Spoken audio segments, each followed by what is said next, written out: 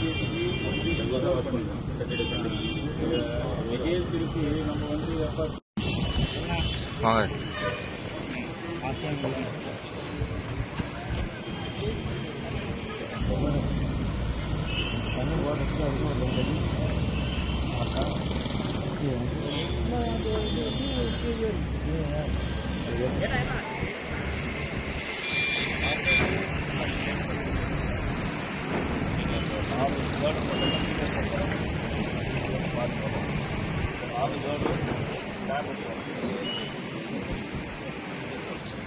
கொஞ்சம்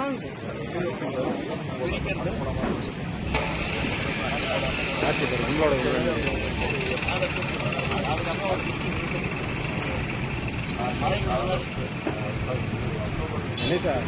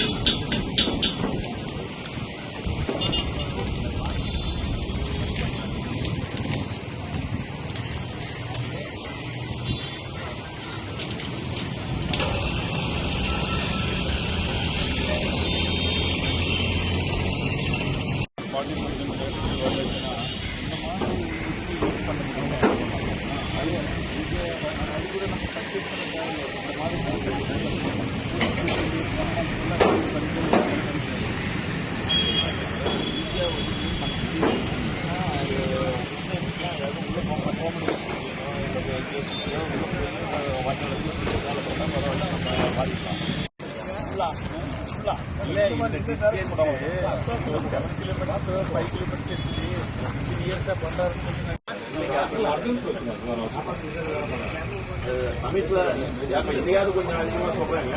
அதுக்கு இடையில வந்து ரொம்ப கம்மியாகுது. அதாவது லீவ் விட்டுறாங்க, லீவ் விட்டுறாங்க. வித்தின் அதுக்கப்புறம் இது மேக்ஸிமம் 15 daysல ஸ்லாப் போட்டு இது பண்ணது. அதுக்கப்புறம் என்டையர் ஓப்பன் பண்ணது கிளீன் பண்ணதெல்லாம் நமக்கு ட்ரைனிங் சீசன் பிஃபோர் இது கம்ப்ளீட் எடுத்துருக்கீங்க. இப்போ மெயினாக அந்த மண்ணை எடுத்தாகணும். நீங்கள் இதை முக்காக அதில் தண்ணி எல்லாம் போகும்.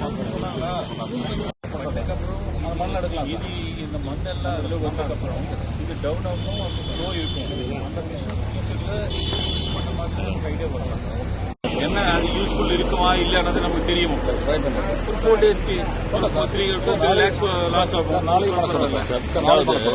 இதெல்லாம் வெறும் கழிவு சார், மருத்துவ கழிவு. அதுவும் கழிவுநீர் வரக்கூடாத ஒரு கான்செப்ட்ல நம்ம ஒரு ப்ராஜெக்ட் போட்டுருக்கோம். அது என்ன sir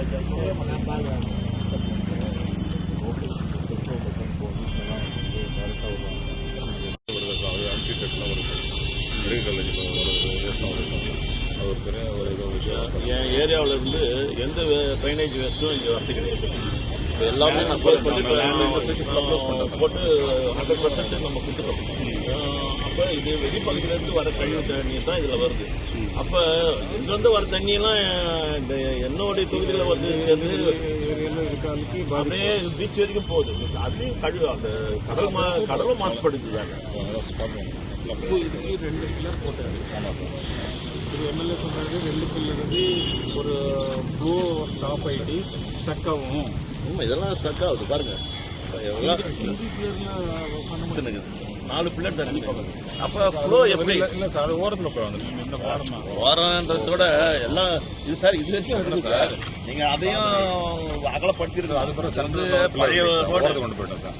long span sir. Sir இன்னும் அகலப்படுத்திக்கணும். இந்த ரோடை நீங்க போடல, இந்த ரோடு போடுறீங்க, இந்த ரோடு போடல. ரொம்ப நாளா இந்த புக் போட்டு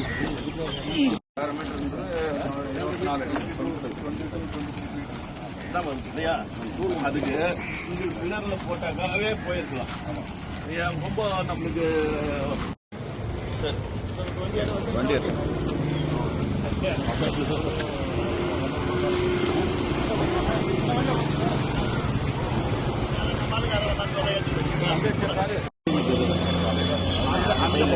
அது அபார்ட்மெண்ட் டீம் இருக்குல்ல சார்